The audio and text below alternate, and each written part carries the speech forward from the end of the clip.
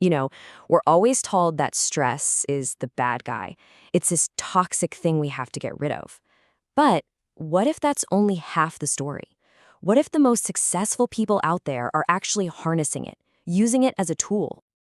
So let's really dig into that because, it's a huge paradox, right? How can the very same thing that leads to total burnout also be the secret ingredient to our best performance? It sounds kind of crazy.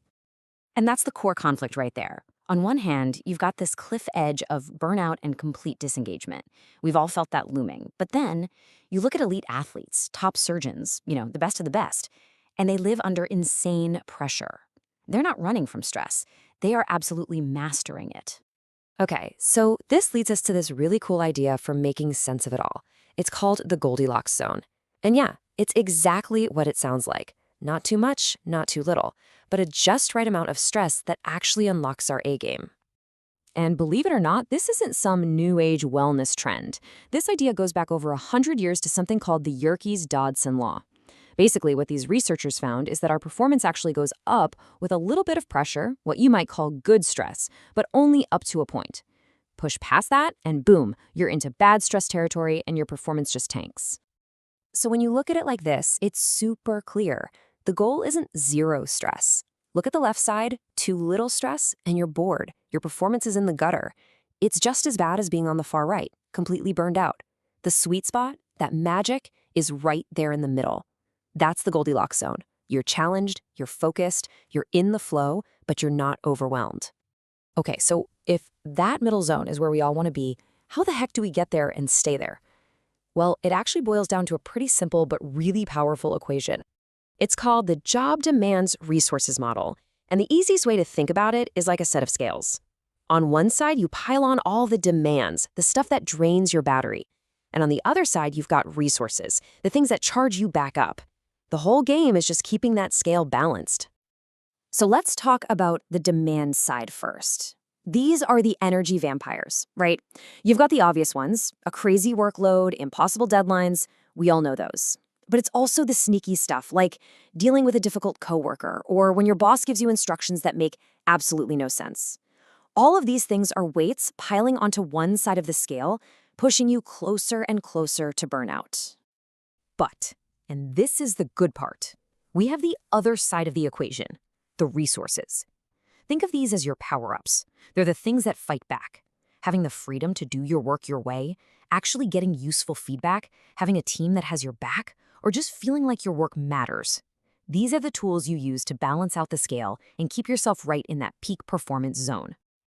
And it's so important to remember, this isn't just on you to be more resilient. The Harvard Business Review hit the nail on the head here. Burnout is an organizational problem. It's what happens when a company just keeps piling on the demands without giving its people the resources to handle them. It's a system failure, not a personal one. So, enough with theory, right? Let's look at how this plays out in the wild. We've got a tale of two companies here, a couple of huge brands that approach this whole demands and resources thing in very different ways. And man, this comparison really shows you what's at stake. First, you've got Lululemon. Their whole brand is about wellness and mindfulness, right? But internally, there have been reports of these super intense performance demands. And when there's a clash like that between what you say you are and what you actually do, that's a recipe for burnout. Now flip the coin. Look at Patagonia. They've got the same global retail pressures, for sure, but they are masters at building in resources. That whole let my people go surfing thing, it's not just a cute tagline. It's real. It means real autonomy, flexible schedules, even on-site childcare. They've made balancing the scale a core part of their strategy, and it's given them this huge edge. Okay, so even though companies have a massive responsibility here, the cool thing about this whole framework is that it gives you power too. It puts you back in the driver's seat.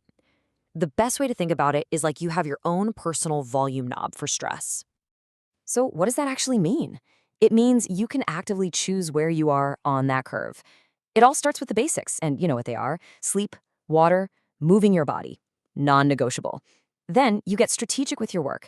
Don't stare at a giant mountain of a project. Break it down into small, winnable chunks. Set boundaries from the get-go. And this one's huge, you have to build in recovery. Little 10-minute breaks here and there. And when a big task is done, take a second to think, what stressed me out and what actually helped? So if you take away one thing, let it be this. Stress isn't just a thing that happens to you. It's a signal, it's feedback. Think of that volume knob. If the volume's too low, you're bored. Maybe it's time to seek out a bigger challenge. If it's blasting your ears out, it's time to either turn down the demands or crank up your resources. Your job, your power, is to be the one who intentionally slides that knob right back to the middle. Getting this balance right is pretty much the key to high performance right now.